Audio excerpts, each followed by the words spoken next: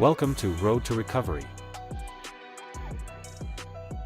Hello and welcome to Road to Recovery, advocacy and insights for trucking accidents with Sagi Shaked. Sagi is founder of Shaked Law Personal Injury Lawyers and is ranked as one of the top 100 trial lawyers in the United States by the American Trial Lawyer Association.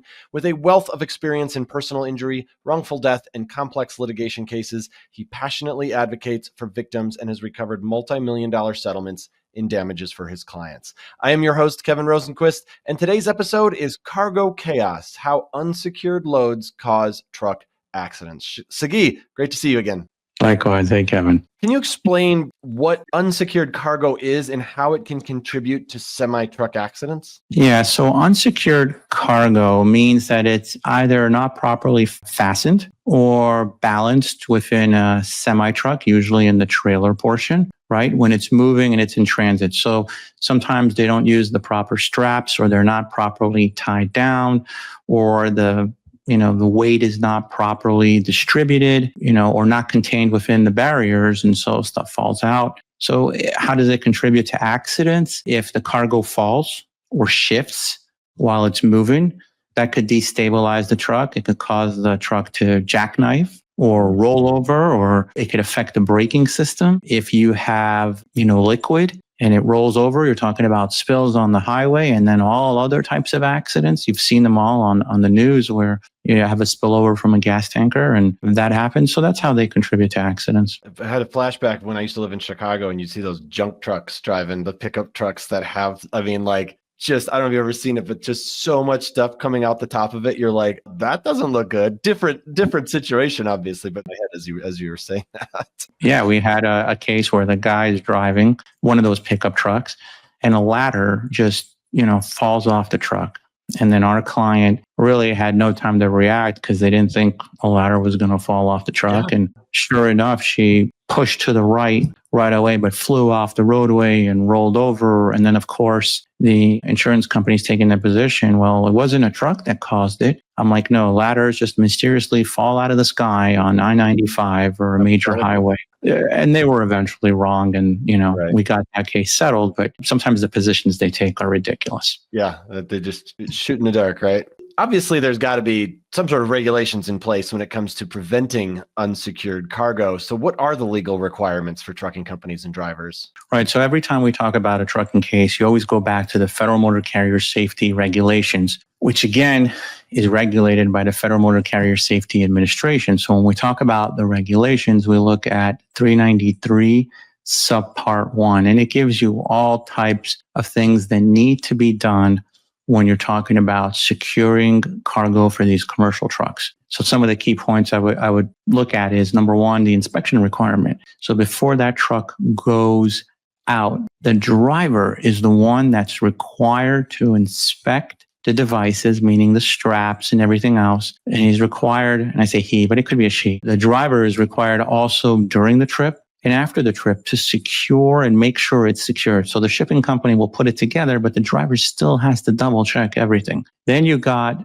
what type of securement devices are they using? What are the standards on how the cargo should be strapped down or chained down? It just depends on the weight of the load. And then the weight distribution. So if they're not evenly distributing the weight, or it exceeds the gross vehicle weight rating, that can have a tremendous impact on how the vehicle is, the commercial motor vehicle is driven, and how it reacts to certain situations. So that's the kind of things that the Federal Motor Carrier Safety Regulations look into, and that's kind of what we do.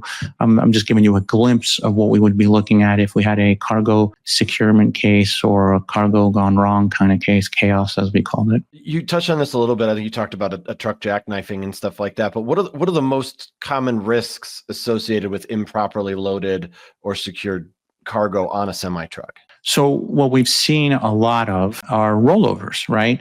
You have an unbalanced or a shifting load, and that causes the trailer to overturn, especially when they're taking turns, or, for example, when they're doing sudden stops. You also have the jackknifing of a truck. You see this a lot if the truck driver is not keeping a safe distance and the load is not properly secured. What will happen is the cargo shifts and then it destabilizes the truck, and sort of you see the truck going like in a V, basically, which causes, obviously major chaos on the roadway. The truck can, swing out of control. We talked about the latter case, but you see that sometimes on trucks where items are falling off the truck, and that can create immediate hazards for, cars and other trucks on the road, motorcyclists. And then there's brake failure. So the brake failure is when you have the load is overloaded or improperly secured, and that puts a strain on the driver's ability to use the brakes, and it leads to mechanical failures. So the ones that we see the most are the rollovers, the loss of cargo, the braking failures, and the jackknifing. I would imagine too, like if cargo shifts in the back during a trip, that like the driver is, been feeling the truck out and it feels a certain way for a long time, all of a sudden cargo shifts, it's going to feel differently and mess up their ability to drive safely, right? Yeah. It'll cause them to lose control. It makes steering really difficult. Yeah. And you put the drivers in really bad positions. So that would be on the shipping company, right? They're putting the load in improperly, and you have a driver who's trying to do the right thing. The trucking company is trying to do the right thing, and the steering becomes very difficult, where they can tip over because of the center of gravity. It's not really in center, and it's moving to the side. Again, that happens with tankers. They're very prone to a rollover if the weight's not distributed right, or if they're not driving carefully. And then we talked about spills and road hazards. When those cargoes, they roll over or they tip over or are about to tip and jackknife, that can cause a major chain reaction on the roadway and real problems for people on the road. And, you hope that doesn't happen, but probably happens every day across the country, especially in the cold weather places. Yeah. Icy roads and that kind of stuff. Oh, yeah. Yeah. I was just outside shoveling. And the roads are slick out here. So yeah, definitely makes a big difference. With unsecured cargo, when that leads to an accident, how can investigators determine whether the cargo was improperly loaded or secured, especially if things are just really, if it's a really rough accident and things are chaotic and there's stuff everywhere? How do they figure out that was the cause? So we go back to, well, a lot of it is going to be what the police saw at the scene, because sometimes we're not called at the scene. Mm-hmm. But then you start doing the forensic analysis, sort of like you're inspecting someone's books, but you're inspecting here the crash, your accident reconstructions getting involved, your spoliation letters going out, because you want to find out, what about those driver logs, right? They're electronic now. So did they do the driver logs? Meaning, did they perform the proper inspections on the truck? They're supposed to do that at every 150 miles. Are they doing it? Or is it just like a rubber stamp or lip service to inspections? That's what happens most of the time. It's basic lip service. Yes, we know it's the law. We do it. It's a check off that they do, but they don't really do it. That's why you have flying tires coming off, and you have a lot of trucks that are just, rolled over. So were the straps, the chains, or other restraints in good condition? Was the load appropriate for that specific truck? Those are things, again, the police will go out there. We'll go out there as soon as we get the case, but sometimes it's not till the client gets out of the hospital that they retain us. So a lot of times evidence is gone, but the crash scene photos of the spill, every little thing on the road could be important. Skid marks, truck damage, the GPS is important as well to see on their phones, getting downloads of their phones. That could help us determine what happened. And then the cargo records, when they put on the trailer, whatever it is that they're putting on, whether it's wood or metal beams, like we had in a case, it'll really tell you what the weight of the load was. And they usually describe the distribution. And a lot of times you'll have shippers take pictures once it's in the load, and they load it up to that specific invoice and it's gone.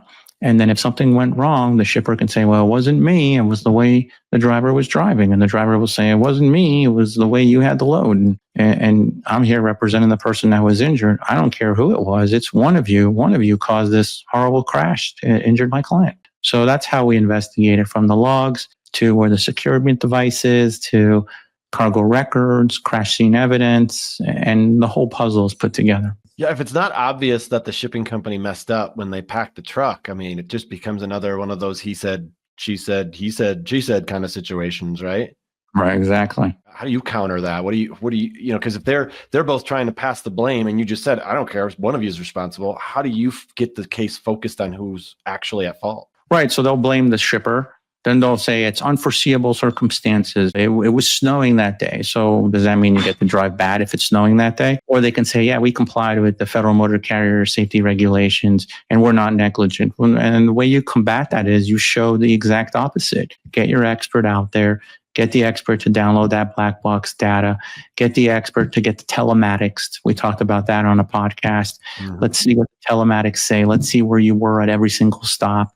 Get the bills of lading, get everything to show that what the defense is saying is not accurate. What they're telling you is not exactly what happened. Did they skip the inspections? Can they demonstrate that the load was improperly secured?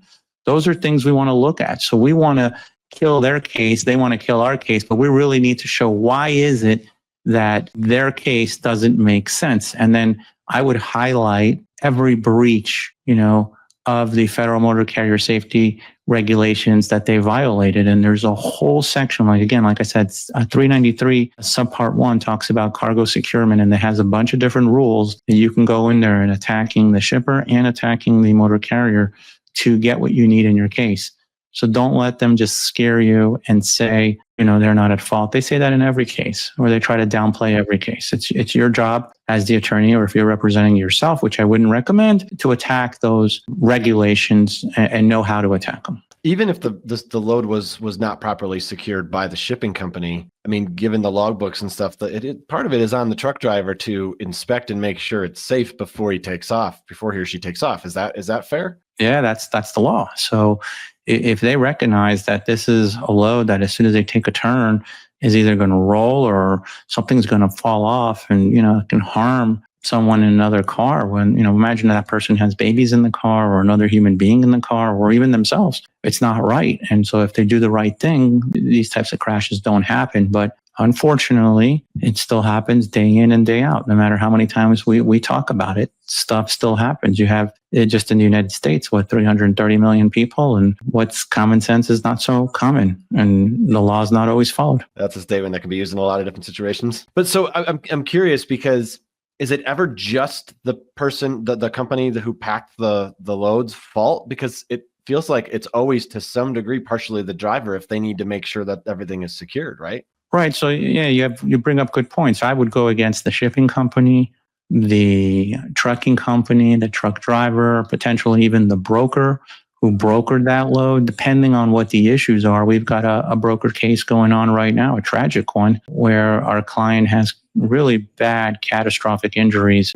I believe that case will settle because it's just such a bad case for them. And really, it's a tragedy that it even happened. And this poor man's life is completely altered. So you have a couple of different people to go after to get justice for the clients. Can you give us a specific case, whether it's that one or another one, where an unsecured cargo was the primary cause of the trucking accident, and kind of give us an idea of how the trial played out? Yeah, so we had one, it actually settled. We had the latter case, but that was on a flatbed truck. This is more on a flatbed 18-wheeler portion of the trailer where they had beams on there, and those beams were the straps they used were worn out straps. Can you believe this? This is the stuff that you're on the roadway and you would think, I'm telling you, if you get on the roadway, stay away from trucks because you just don't know. It's all about the dollars. And when it's all about the dollars, people become victims. So you don't want to be a victim.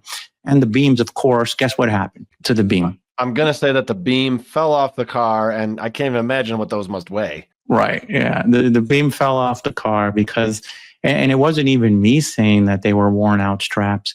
This is what the officers noticed at the scene.